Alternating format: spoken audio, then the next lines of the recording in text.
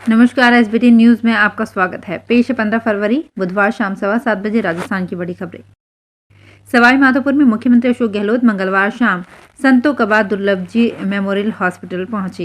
यहां पहुंचकर उन्होंने त्रिनेत्र गणेश मंदिर रणथंभौर के महंत संजय दाधीच के हाल चाल जाने। इस दौरान मुख्यमंत्री अशोक गहलोत ने डॉक्टर से महंत के स्वास्थ्य के बारे में जानकारी ली।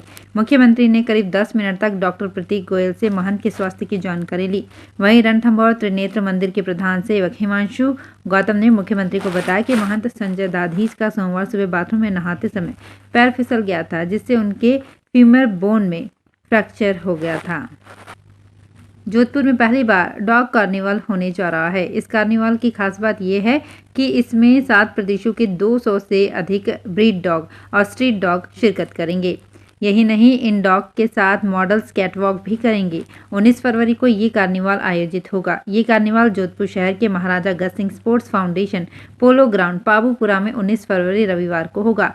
पहली बार डॉग कार्निवल का आयोजन किया जा रहा है। Society of Sun City Canal Club और पुकार फाउंडेशन के संयुक्त तत्वाधान में आयोजित होने वाले इस डॉग कार्निवल में विभिन्न प्रदेशों के ब्रीड डॉग और स्ट्रीट डॉग भी भाग लेंगे। राजस्थान में अब फिर से तापमान बढ़ने लगा है। अजमेर, भीलवाड़ा, चित्तौड़गढ़, जोधपुर, बीकानेर सहित कई शहरों में दिन का अधिकतम तापमान 30 डिग्री सेल्सियस से ऊपर चले गए हैं। रात में भी इन शहरों में सर्दी का असर कम हो गया है और तापमान में 2 से 3 डिग्री सेल्सियस तक की बढ़ोतरी दर्ज हुई है। मौसम केंद्र जयपुर के मुताबिक अगले 5 दिन राज्य में मौसम शुष्क रहेगा और तापमान में इजाफा होगा। 21-22 फरवरी से मौसम में बदलाव देखने को मिलेगा और उत्तरी हवाओं के असर से एक बार फिर टेम्परेचर गिरने लगेंगे। राजस्थान सरकार की ओर से पेश किए गए बजट पर अब सदन में सत्ता पक्ष और विपक्ष के सदस्य अपनी अपनी बात रख रहे हैं। इसी बीच कैबिनेट मंत्री प्रताप सिंह खाचरियावास का बड़ा बयान सामने आया है। खाचरियावास ने कहा कि मुख्यमंत्री अशोक गहलोत ने इतना शानदार बजट पेश किया है कि विपक्ष को बजट में गिनाने के लिए कोई खामियां ही नहीं मिल रही हैं। खाचरियावास ने आज विधानसभा के बाहर मीडिया से बातचीत करते हुए कहा कि हमने 100 यूनिट बिजली फ्री दी है, 25 लाख रुपए का बीमा चिरंजीवी बीमा में दिए हैं और वृद्धावस्था पेंशन 1000 रुपए कर दिया है। इसलिए बीजेपी के विधायक दबाव में हैं और इधर उधर की बातें कर रहे हैं, जबकि उन्हें बजट में कोई खामी नजर नहीं आ रही है। राजस्थान में भले ही गहलोत सरकार मिलावटखोरों के खिलाफ जोर शोर से अभियान चलाने की बात करे, लेकिन राजस्थान विधानसभा में लगे प्रश्न से ये खुलासा हुआ है कि प्रदेश में 226 खाद्य सुरक्षा अधिकारियों के पद रिक्त हैं, जबकि कुल स्वीकृत पदों की संख्या 298 है। विधानसभा में दिए गए जवाब के मुताबिक प्रदेश में स्थायी खाद्य सुरक्षा अधिकारी का पद नहीं है, लेकिन जिले में मुख्य चिकित्सा एवं स्वास्थ्य अधिकारी को ही शक्तियां दी गई है। कुल 41 विभागीय कर्मचारियों को खाद्य सुरक्षा अधिकारी की शक्तियां दी गई है, जबकि अन्य 31 विभागीय अधिकारियों को ट्रेनिंग दिलाकर खाद्य सुरक्षा अधिकारी की शक्तियां दी गई है। राजस्थान के ऊंट पालकों के दिन बहुरने वाले हैं। घर में बंधी ऊंटनी पशुपालकों के लिए कामधेनु साबित होगी। जिस तरह बच्चे के जन्म पर घर में खुशियां आती हैं, उसी तरह ऊंटनी का बच्चा जनने पर पशुपालकों का बैंक पासबुक अपडेट हो सकेगा। राज्य सरकार की योजना के तहत ऊंटनी का पालन करने वाले पालकों को अब ऊंटों के बच्चे होने पर आर्थिक सहायता मिलेगी। योजना के तहत ऊंट के बच्चे के जन्म पर पशुपालकों को सरकार की तरफ से 10,000 रुपए की प्रोत्साहन राशि दी जाएगी। ये राशि उन्हें 2 किस्तों में मिलेगी। राजस्थान कर्मचारी चयन बोर्ड की ओर से 25 और 26 फरवरी को अध्यापक भर्ती परीक्षा का आयोजन किया जाएगा, जिसे लेकर जयपुर कलेक्टर प्रकाश राज पुरोहित ने बैठक ली। परीक्षा के सफल आयोजन को लेकर सभी विभागीय अधिकारियों को जिम्मेदारियां सौंपी गई है। पुलिस आयुक्तालय को अस्थायी बस स्टैंड पर सुरक्षा और यातायात व्यवस्था, जयपुर विकास प्राधिकरण जरूरी प्रबंध करेंगे। वहीं शहर के चारों अस्थायी बस स्टैंड पर जरूरी व्यवस्थाओं के लिए एसडीएम, उप पंजीयक एवं नायब तहसीलदार स्तर के अधिकारियों की ड्यूटी लगाई गई है। भीलवाड़ा के शाहपुरा कस्बे में चोर ने छत के रास्ते से घुसकर किराना दुकान से काजू, बादाम, घी समेत नकदी समेट ली। कुंड गेट स्थित चुंगी नाके के सामने सूर्य प्रकाश संजय कुमार झंवर की दुकान में हुई वारदात सीसीटीवी कैमरे में कैद हो गई। विजय कुमार झंवर ने बताया कि मंगलवार सुबह दुकान खोलने पहुंचा तो वहां देखा तो गले की सारी दराजें खुली थी। हजारों की नकदी और रेजगारी गायब थी। दुकान के ऊपर जाने पर पता चला कि खिड़की टूटी हुई है। सीसीटीवी में चोरी की घटना का पता चला। घरेलू और निर्यात मांग निकलने से इन दिनों छोटी इलायची के दाम आसमान में पहुंच गए हैं।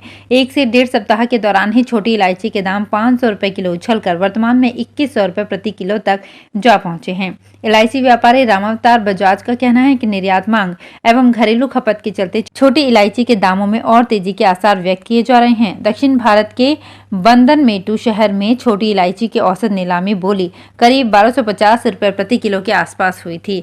तभी से इलायची का बाजार निरंतर उछल रहा है।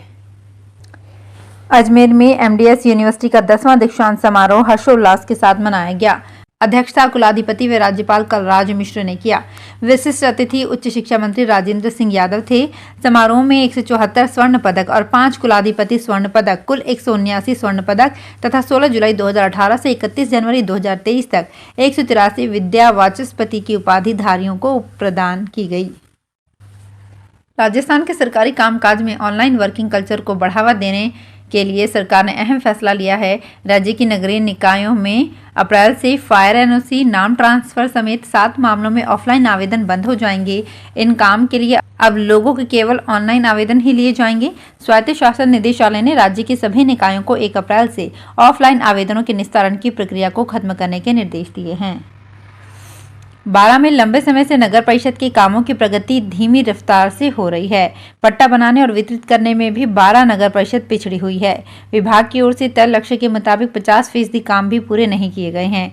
2 साल गुजर जाने के बाद भी अब तक सिर्फ 4250 पट्टे ही बनाए जा सके हैं, जबकि विभाग की ओर से 12 नगर परिषद को 31 मार्च 2023 तक 10,000 पट्टे बनाने और वितरण करने का लक्ष्य दिया गया था।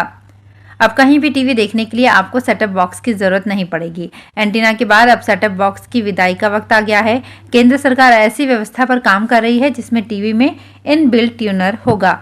इससे 200 चैनल मुफ्त में देखे जा सकेंगे। इसके लिए छोटा एंटीना लगाना होगा जो सैटेलाइट से लिंक होगा। सरकार इस बारे में जल्द नियम जारी कर सकती है। सूचना प्रसारण मंत्री अनुराग ठाकुर के मुताबिक 200 से अधिक चैनल के लिए टेलीविजन सेट में निर्माण के समय ही सैटेलाइट ट्यूनर लगाने की कवायद की जा रही है। कोटा नगर विकास न्यास के अतिक्रमण हटाओ अभियान के तहत बड़ी कार्यवाही को देवनारायण आवासीय योजना के आसपास के क्षेत्र में की जा रही है। आज सुबह ही न्यास के अधिकारी एवं पुलिस अधिकारी भारी भरकम लवाजमे के साथ मौके पर पहुंचे और अतिक्रमियों के खिलाफ कार्यवाही की जा रही है। कार्यवाही के दौरान 10 जेसीबी मशीनों की मदद से क्षेत्र में अतिक्रमण को ध्वस्त किया जा रहा है। पुलिस का भारी लवाजमे के साथ न्यास के अधिकारी मौके पर मौजूद हैं। कोटा में पशुपालकों के लिए देश की अनूठी देवनारायण योजना विकसित की गई है। नागौर जिले में किसानों ने फसल बीमा के तहत बीमा कंपनी को प्रीमियम के रूप में 24 करोड़ 69 लाख रुपए तो जमा करवा दिए, लेकिन ये तय नहीं किए कि उनको बीमा कब तक मिलेगा। किसानों की माने तो 1 फरवरी से गिरदावरी शुरू हो चुकी है। गिरदावरी में 1 माह लगेगा। इसके बाद गिरदावरी की रिपोर्ट सौंपी जाएगी। फिर मुआवजे के लिए किसान महीनों तक चक्कर काटते रहेंगे। ये इस बार नहीं, हर बार ऐसा ही होता है। आपदा से फसल खराब होने के बाद कई किसान तो 72 घंटे तक फोन नहीं मिलने पर अपनी शिकायत भी दर्ज नहीं करा पाते। इसके बाद कुछ समय गिरदावरी में गुजर जाता है। तो फिलहाल इस बुलेटिन में इतना ही। फिर हाजिर होंगे कुछ और बड़ी खबरों के साथ।